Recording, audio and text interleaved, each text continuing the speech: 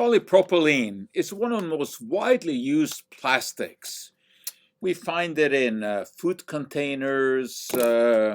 These masks that we're wearing are made of polypropylene.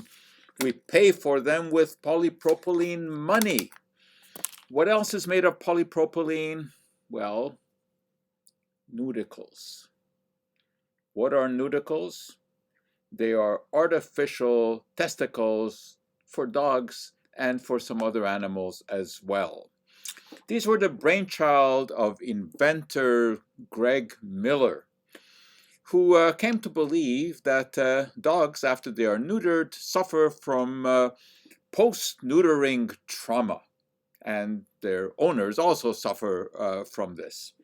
How did he come to this conclusion? He had a bloodhound called Buck, and when the animal was neutered, Miller claims that his licking behavior changed. He used to be licking himself all the time, but now he became more despondent because there was less to lick.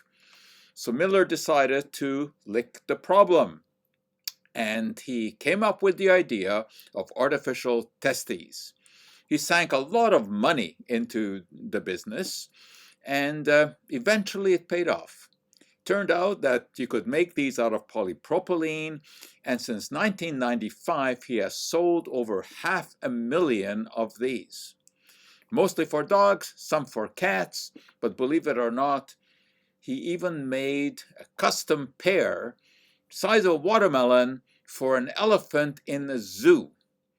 Well, that set the zookeepers back about $2,800. Whereas the usual ones for dogs go for the $400 to $800 range. However, some of the customers complained that their animals made a clunking sound when they walked. The polypropylene testes banged into each other. So Miller rose to the task, and he came up with silicone testicles, which are much softer and don't make a noise.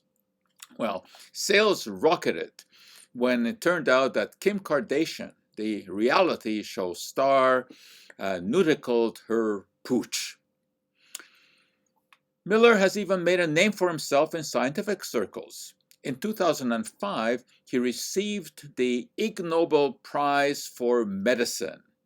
The Ig Nobels are a parody of the Nobel Prizes, and they are administered at Harvard University, and they are given out to people who have performed some sort of interesting, curious, and odd bit of science.